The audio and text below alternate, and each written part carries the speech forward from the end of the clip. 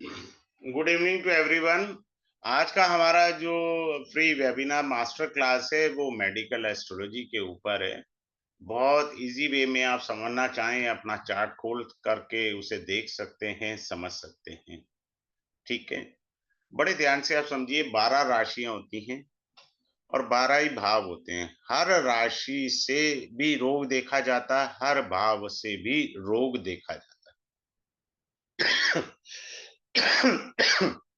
Sorry.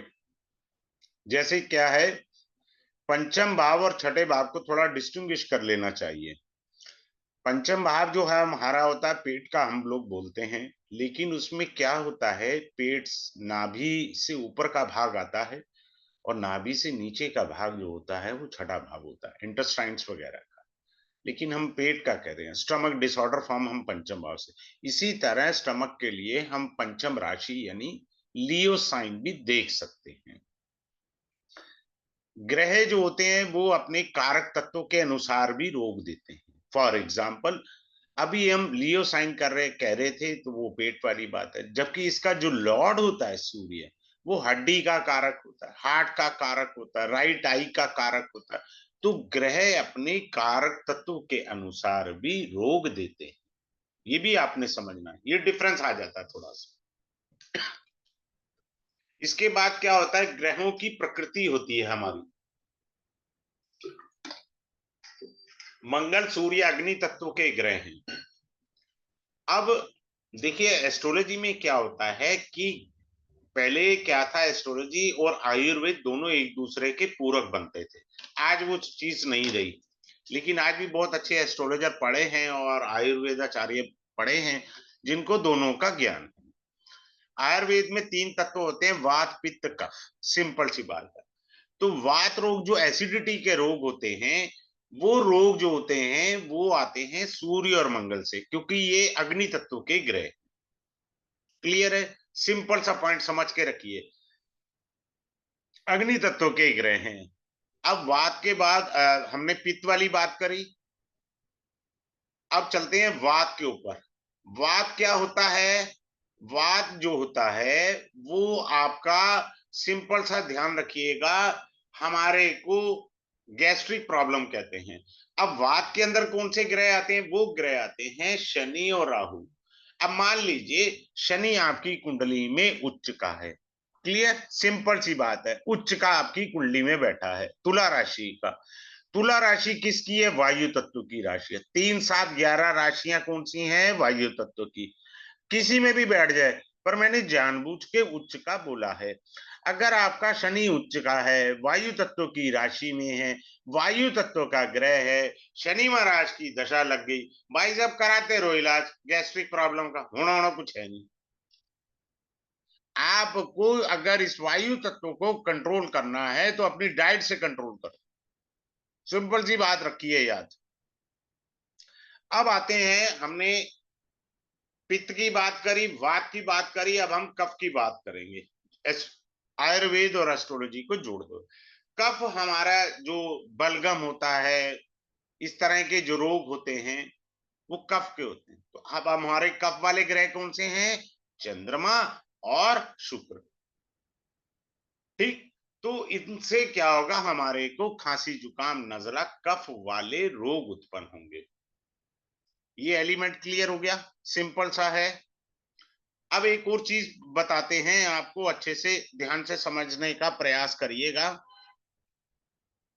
अगर someone is having Jupiter retrograde as well as under the malefic affliction by the malefic planets, if anyone having retro Jupiter as well as under the malefic affliction by the malefic planet like Rahu, Ketu, Mangal, Shani, especially the Rahu, तो आदमी को jaundice का रोग होने की संभावना है। Clear है? जॉन्डिस का रोग होने की संभावना हो जाती है। अगर शनि खराब है कुंडली में और जुपिटर से उसका कोई लिंक है तो थायराइड आ जाएगा आपको। इस तरह से हम लोग देखेंगे। अब एक और चीज मैं बताने का प्रयास करूंगा। भागवत कथा के अंदर आता है ये ज्ञान, मेरे को, मैं भागवत कथा सुन रहा था, अवधेशानंद जी महाराज, नाम बता रहा हूं, ज्ञानी पुरुषों के नाम लेने चाहिए ना। तो वो ये कहते हैं, मान लीजिए किसी के अंदर आसक्ति ज्यादा है, आसक्ति को वो बड़ी अच्छी व्याख्या करते हैं कि जो आ सकता है पर जा नहीं सकता, उसको आसक्ति कहते हैं। आसक्ति अगर ज्यादा हो गई आपकी किसी पदार्थ या किसी ह्यूमन बींग्स के प्रति, तो आपको गैस्ट्रिक प्रॉब्लम का, वात का या एसिडिटी का मेनली रोग हो जाएगा। वात का होगा लेकिन हल्का होगा, मेन जो रोग होगा वो होगा आपको पित्त का और वात का, दोनों रोग आ जाएंगे। अगर किसी का मोह बढ़ जाए, अब मैंने यहाँ पर ग्रह नहीं का, बिना ग्रह के का, मान लीजिए किसी की सूर्य की दशा चल रही है, ग्रह तो अग्नि तत्व का है, लेकिन बच्चे में मोह चला गया, मान लीजिए धन में मोह चला गया, मान लीजिए पदार्थ में मोह चला गया, तो मोह से क्या होता है, कफ के रोग हो जाएंगे। इस प्रकार भी समझना है हमको। कभी भी याद रखिएगा, कई नियम लगते हैं, मैं ये नहीं कह रहा कि ये नियम 100% है, बात को आप समझने का प्रयास करिए। देयर आर 1000 रूल्स, ठीक है। एक, अब कैंसर वाली बात आती है। अब कैंसर के कई प्रकार के होते हैं, मैं पेट क्लास में बताऊंगा कैंसर कैसे क्या है। नॉर्मली कैंसर क्या होता है, जो लोग ईर्ष्या द्वेष ज्यादा रखते हैं उन्हें कैंसर होने की प्रबल संभावना आ जाएगी। ईर्ष्या द्वेष नहीं रखना चाहिए, वो कैंसर की तरफ लेकर चला जाता है, तो उसका परित्याग करना चाहिए हमारे को, शास्त्रार्थ के अनुसार बता रहा हूं। अब किसी का, अब आयुर्वेद पे फिर आता हूं, अभी मैं प्रॉपर मेडिकल एस्ट्रोलॉजी पर जाऊंगा आपके लिए। अब मान लीजिए किसी का जल तत्व दूषित है, तो उसको पेशाब के रोग हो जाएंगे। अब जल तत्व के रोग कौन से, जल तत्व के ग्रह कौन से हैं, वो है आपका चंद्रमा है और शुक्र है, ये जल तत्व के हैं। अभी मैंने थोड़ी देर पहले आपको एक रूल बताया था स्टमक खराब के लिए, सिंह राशि बताई थी। अब कई बार क्या होता है, what I have seen in my practice, देखिए मैं बेसिकली तो 24 साल से कंसल्टेंसी कर रहा हूँ, पढ़ा तो मैं अभी 3 साल से रहा हूँ, लेकिन मैं अपनी क्लास में अपना जो एक्सपीरियंस है ना कंसल्टेंसी का, वो भी शेयर करता हूँ क्लास के अंदर, ताकि आपको अच्छा ज्ञान मिल सके।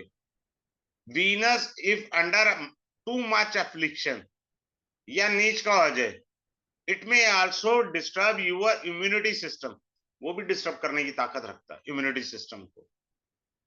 वीनस बॉडी में कार्बन क्रिएट करता है, कीप इट इन माइंड, ध्यान देने वाली बात है, वो कार्बन भी क्रिएट करता है। मैं धीरे धीरे प्रॉपर मेडिकल शब्दों पर और प्रॉपरली मेडिकल के ऊपर आऊंगा, ऐसा नहीं है। अगर आपके शरीर में अग्नि तत्व दूषित है, अभी मैं कहीं एस्ट्रोलॉजी नहीं ले रहा, शुद्ध आयुर्वेद कह रहा हूं, वो भी समझा रहा हूं। आपका अगर अग्नि तत्व का मतलब है नाभि पे जठरा अग्नि होती है, हमारा इम्यूनिटी सिस्टम होता है, तो पित्त और शुगर के रोग आ जाएंगे। अगर आपका वायु तत्व दूषित है देह में, तो दमा और हृदय के रोग आएंगे, ये आयुर्वेद है, शुद्ध में बता रहा हूं आपको। अगर आपका आकाश तत्व दूषित है, तो थायराइड और कान और आंख के रोग आएंगे, ईएनटी, थायराइड भी आ जाएगा उसमें। आगे चलते हैं, बड़े ध्यान से आप समझने का प्रयास करिएगा। मैं यहाँ पर थोड़ा सा एक और चीज बता देता हूँ, ब्लैंक चार्ट ले लेता हूँ, क्योंकि आप अगर कोई चार्ट देखेंगे तो यू विल गेट कंफ्यूज के वहां पर वो प्लेनेट लिखे हुए हैं, तो अपने को वो चीज नहीं लेनी है, हमें सिंपल सा वो लेना है, प्लैनेट्स को देख करके देखना है। अब आप देखिए, थर्ड हाउस और एट्थ हाउस, भवात भावम सिद्धांत लगता है, दोनों 6-8 का संबंध है। छठे से छठा, इनका भी 6-8 का 6 का संबंध है, ये 6 का, इसका जो है 6-8 का संबंध हुआ, यहां से छठा आएगा, अष्टम से अष्टम बना थर्ड हाउस। इन ग्रहों की दशा में रोग आया करते हैं। अब मान लीजिए किसी के 11th हाउस में कोई ग्रह बैठा है, वो लाभ तो देगा, मैंने कब कहा नहीं देगा, पर भाई साहब वो रोग भी देगा। आप कहोगे जी रोग से तो उसका लिंक नहीं है, भैया थ्योरी लगेगी भवात भामन सिद्धांत की, छठे से वो छठा भी है, तो इसलिए वहां रोग आने की भी संभावना है, सिंपल। अब दूसरा आप देखिए, सेकेंड हाउस और 7th हाउस, ये मारक भाव होते हैं, सदैव मारक भाव में देहिक पीड़ा होती है, देह को पीड़ा होती है। दो प्रकार के होते हैं 64वां नवमांश, एक होता है लगन से जिसमें देह को पीड़ा मिलेगी। दूसरा होता है चंद्रमा से, जिसमें मन और देह दोनों आएगा। ये भी पीड़ा देने वाले होते हैं 64वें नमाज। बात क्लियर है? आगे चलते हैं, अगले पॉइंट पर आते हैं। ऐसा नहीं है, 22वें दृष्टिकोण का स्वामी भी देता है वैसे रोग, तो मेरे दिमाग में आ गया तो मैंने कहा मैं बोल देता हूं, 22वें दृष्टिकोण का स्वामी भी रोग देता है। अगले पॉइंट पर चलते हैं। इसमें मैं गुलिक भी पढ़ाऊंगा। अगर someone having Gulik in the first house, first house का मतलब क्या होता है ये याद रखिए, आई मी माई सेल्फ, और फर्स्ट हाउस पूरी बॉडी को बताता है। हमारी लगन कुंडली जो होती है वो हमारी देह को रिप्रेजेंट करती है। तो फर्स्ट हाउस में है तो रोग दे देगा। कौन? गुलिक। गुलिक अगर मान लीजिए, इसको जीके से भी सॉफ्टवेयर लिखते हैं, फोर्थ हाउस में है तो पित्त के रोग दे देगा गुलिक। इस तरीके से हम गुलिक से भी देखेंगे। अब आ जाइए 22वें दृष्टिकोण पे चलते हैं। 22वें दृष्टिकोण का क्या होता है, वो डिग्री वाइज होता है। 22वां दृष्टिकोण एज पर द डिग्री, 22वां दृष्टिकोण।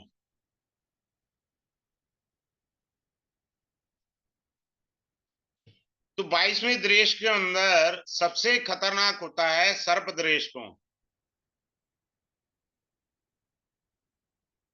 Suppose someone is born in सर्प दृष्टिकोण, उसको हेल्थ इश्यू चिता के साथ जाएंगे, जा नहीं सकते, संभव ही नहीं है। करते रहो, फिर लोग कहते हैं जी आपका स्वास्थ्य खराब है, ये उपाय कर लो, वो उपाय कर लो। भैया अगर आपको सर्वदृश कोण में जन्म मिला है ना, सिंपल सी बात याद रखिए, you are carrying the karmic dates.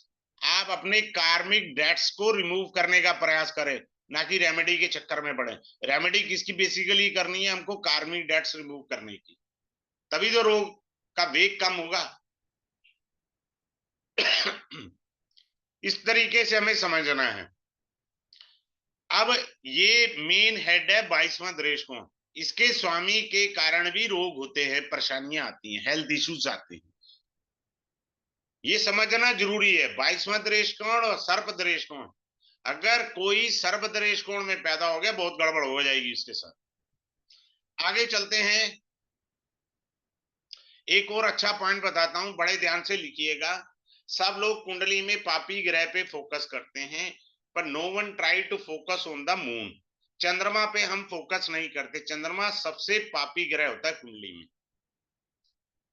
कैसे बनता है वो पापी ग्रह? बड़े ध्यान से सुनिए। कृष्ण पक्ष की अष्टमी तिथि के बाद नवमी तिथि आ जाए और अमावस्या तक, ये जो तिथियां हैं कृष्ण पक्ष की, यहाँ चंद्रमा खराब होता है। विशेषकर कब खराब होता है? जब जातक का जन्म दोपहर में। अब सबसे बड़ा पापी ग्रह ही चंद्रमा बन गया।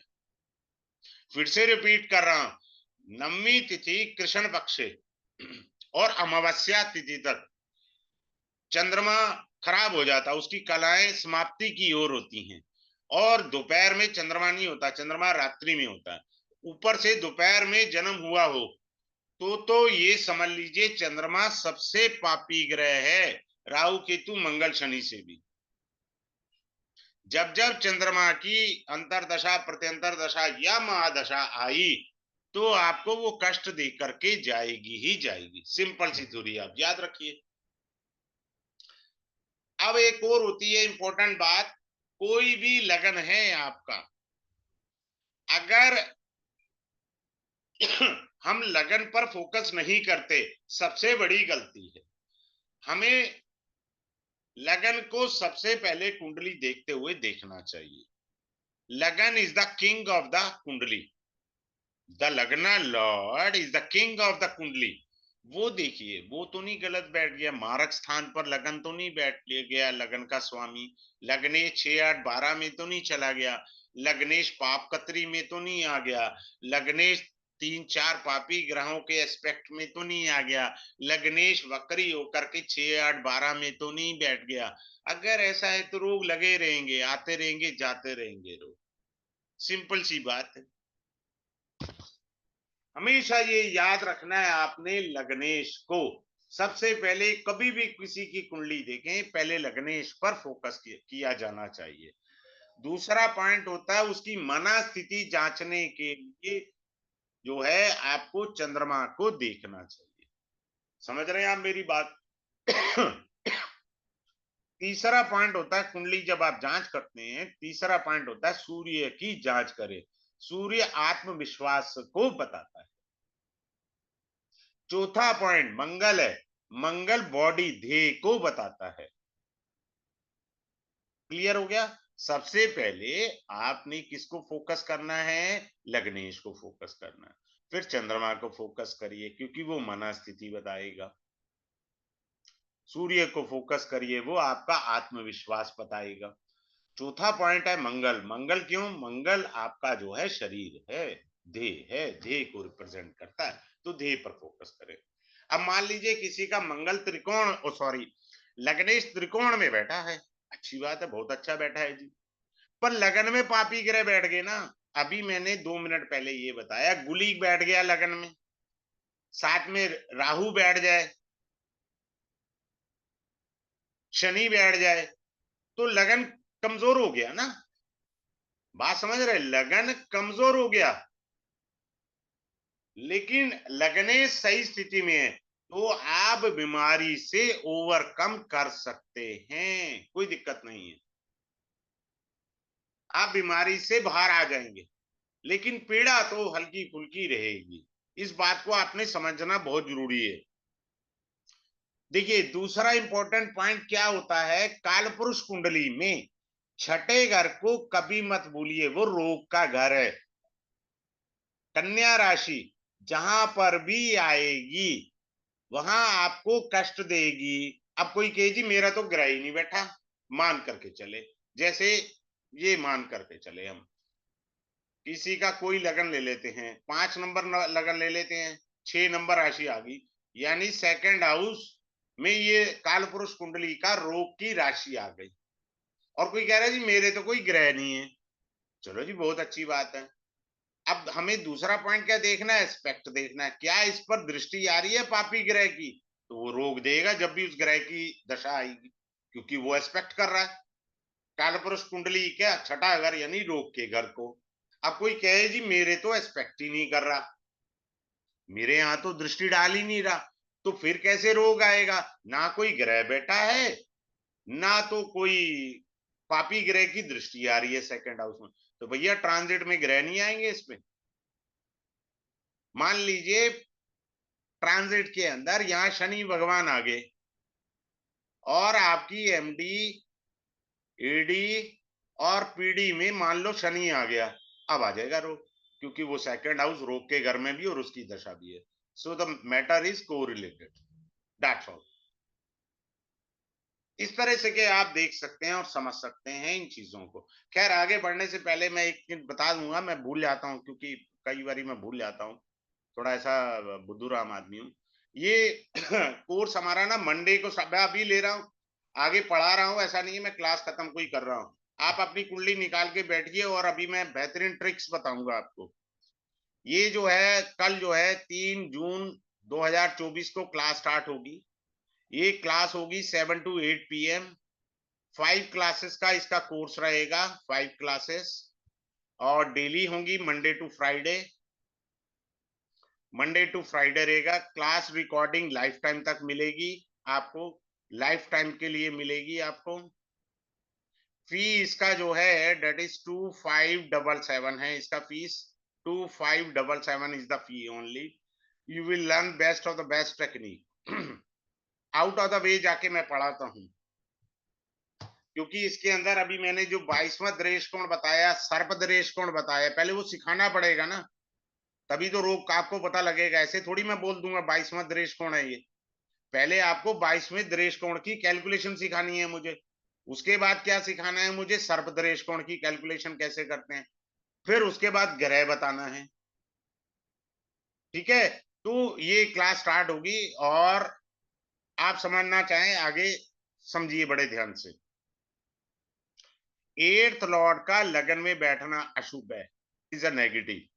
6 लॉर्ड का लगन में बैठना नेगेटिव है, ये भी देखना है आपने, इंपॉर्टेंट पॉइंट। अब आप ध्यान से देखिए, मार्केश ग्रह की दशा के अंदर, अब हम लोग कहते हैं मार्केश ग्रह, लेकिन मार्केश ग्रह के अंदर पीड़ा ज्यादा होती है, सदैव याद रखिएगा। फिलहाल मैं यही एक रेमेडी तो नहीं है इस कोर्स के अंदर, पर मैं मार्केश की रेमेडी यही बता रहा हूं। कभी भी मार्केश ग्रह की दशा हो, जितने मर्जी उपाय कर लो, होना होना कुछ नहीं है। मैं अपनी क्लास के अंदर सबको बताता हूँ, फालतू की रेमेडी किया मत करो, फायर खोलती हैं वो। पता ही नहीं होता लोग 4-4 रेमेडी कर रहे हैं और वो फायर कर रही हैं। सिर्फ महामृत्युंजय मंत्र ही रक्षा कर सकता है मार्केश की दशा में, और कोई उपाय वर्क नहीं करेगा। आपको करते रहिए और बताते रहिए, मेरे को भी, मुझे भी अच्छा लगेगा। अब आप याद रखिए, मान लीजिए कोई केतु के नक्षत्र में पैदा हुआ है। केतु के 3 नक्षत्र होते हैं, अश्विनी, माघा, मूला। अगर जो जातक केतु के नक्षत्र में पैदा हुआ है, जब भी उसे मंगल का पीरियड आएगा, मंगल की दशा, अंतरदशा, प्रत्यंतर दशा, उसे देही कष्ट होगा ही होगा। सिंपल सी बात है, सदैव याद रखिएगा। फिर से रिपीट कर रहा हूं, कोई आदमी केतु के नक्षत्र में पैदा हुआ है, अश्विनी, मघा, मूला, और उसमें जब भी उसके जीवन में मंगल की महादशा, अंतर या प्रत्यंतर दशा आएगी, तो वो रोग या कष्ट दे करके जाएगी। क्लियर है? अब एक क्या है कि जहां आपका चंद्रमा बैठा है, आप अपनी कुंडली खोलकर देखिए, जहां आपका चंद्रमा बैठा है उसको लिखो 1। मैं एग्जांपल से बताता हूं, जानबूझ के मैं कहां लिखूं, हाँ चलो मैं यहां लिख देता हूं चंद्रमा, सो डैट आपको अच्छे से समझ आए। मैंने 10th हाउस में चंद्रमा लिख दिया। अब ये आपका नेटल का चंद्रमा हुआ। यहां से चौथे घर में जब चंद्रमा आएगा, ये नॉकिंग डोर है। This is called a knocking door. आप ये कह सकते हैं कि हेल्थ में थोड़ी बहुत आप ढीला महसूस कर सकते हैं, थोड़ा डाउन हेल्थ महसूस कर सकते हैं, लेकिन अगर आपको किसी अशुभ ग्रह की प्रत्यंतर दशा चलनी शुरू हुई 2 दिन पहले ही, तो चंद्रमा अगर चतुर्भाव में आया, जहां नेटल का चंद्रमा है, तो आप समझिए चंद्रमा ने डोर बेल बजा दी है, अब आपको रोग आना ही आना है। ये डोर बेल का रूल है। कब रोग आएगा? नेटल के चंद्रमा से जब चतुर्भाव में चंद्रमा गोचर करेगा, that is a doorbell, तो वो डोर बेल का काम करेगा। तो एक और अच्छी बात सीख लीजिए, किसी भी फीमेल के चार्ट में, किसी भी फीमेल के चार्ट में retro Mars expecting the 5th भावा, किसी भी स्त्री की कुंडली में पंचम भाव को वक्री मंगल देखे, मिस कैरेज और अबॉर्शन के चांसेस हाई फ्रीक्वेंसी पे चलेगी, वो दे सकता है। ये फ्रीक्वेंसी ये समझ लीजिए 100 में से 99% है।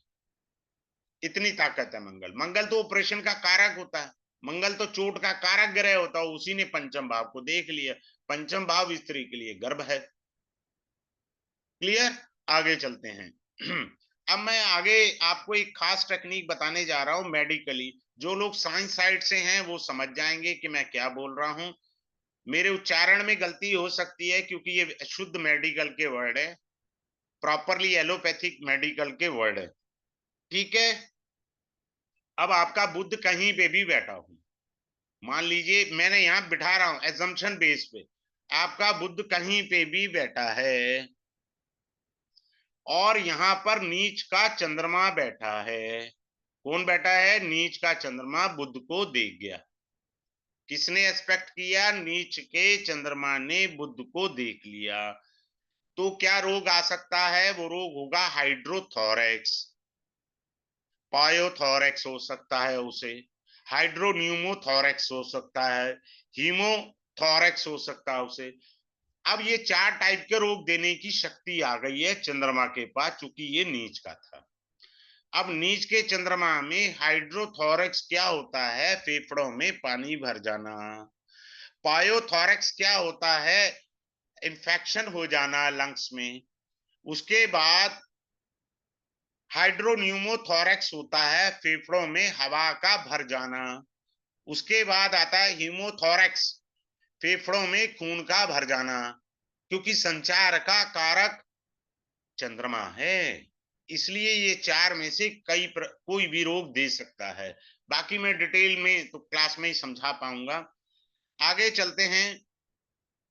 अब होता क्या है कि जब कोई व्यक्ति गुजर जाता है ना, हम शमशान भूमि में पंडित जी से पता क्या पूछते हैं, पंडित जी पंचक तो नहीं लगा क्या? जब ऑपरेशन कराने गए थे तो हमने पूछा था, देखा था पंचक तो नहीं लगा हुआ? अगर पंचक लगा हुआ ऑपरेशन में मत जाओ भैया। ये नहीं कह रहा हूं 5 प्रकार के ऑपरेशन हो जाएंगे, सक्सेस होने की गारंटी कम हो गई। पंचक का दोष मैंने यहां तक देखने पे आया है मेरे रिसर्च में, जबकि वो मृत्यु भाग में देखा जाता है। आगे चलते हैं। इंपॉर्टेंट पॉइंट मैं जो पढ़ाऊंगा क्लास में, जबकि मेडिकल एस्ट्रोलॉजी का कोर्स है, मैं आपको ये भी पढ़ाऊंगा। मेरा जो पहला बैच 3 साल पहले था उसमें 4 लोगों ने कंफर्म किया था, क्या आपको कुत्ता काटेगा?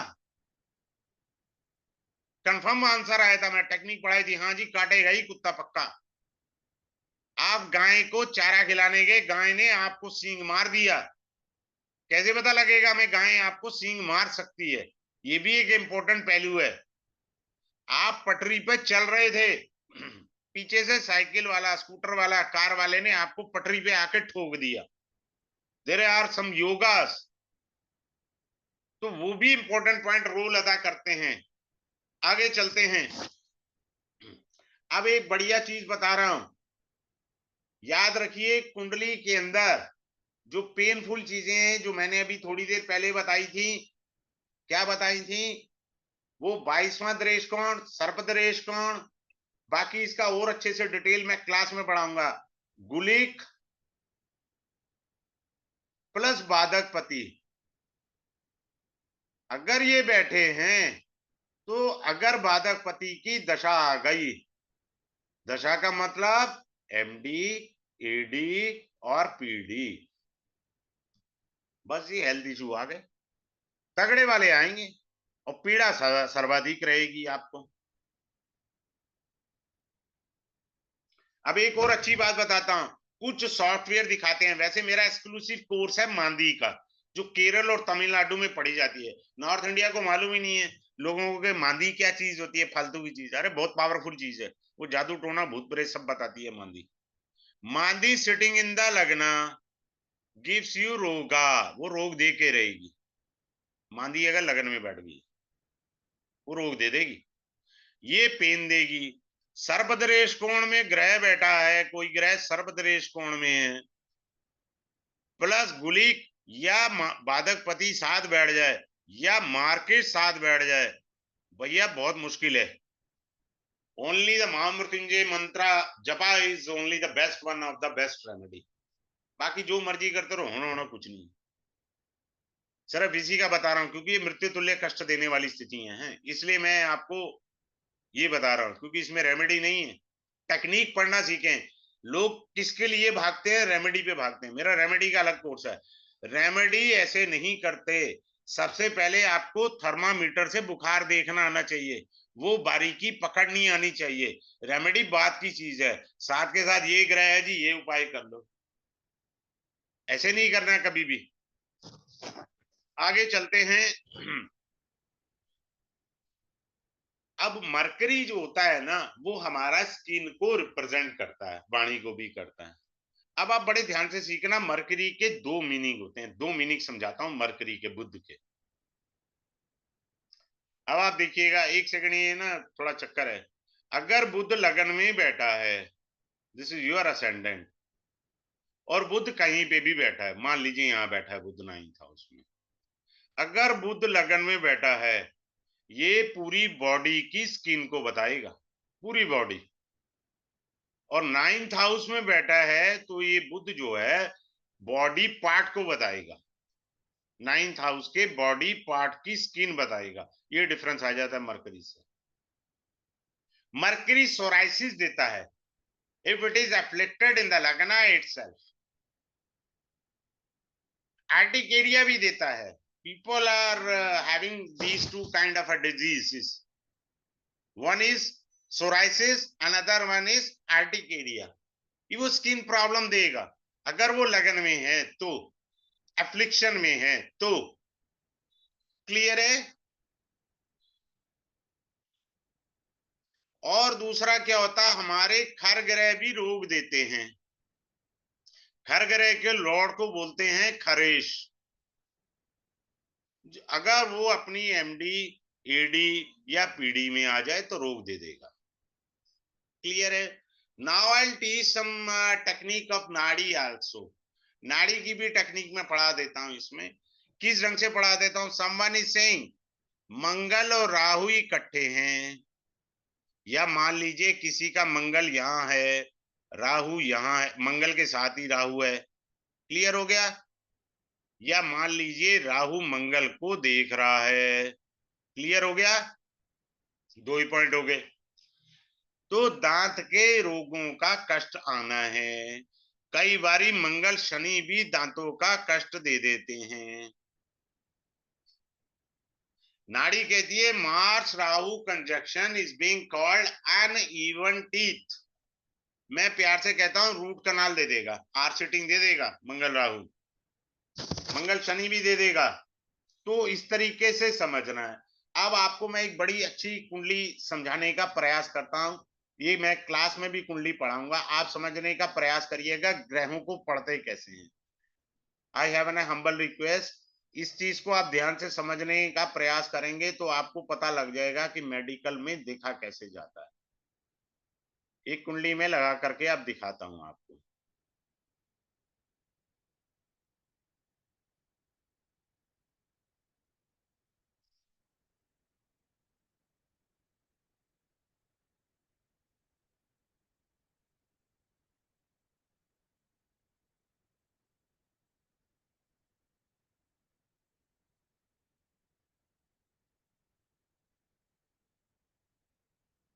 अब आप ध्यान से सीखिए.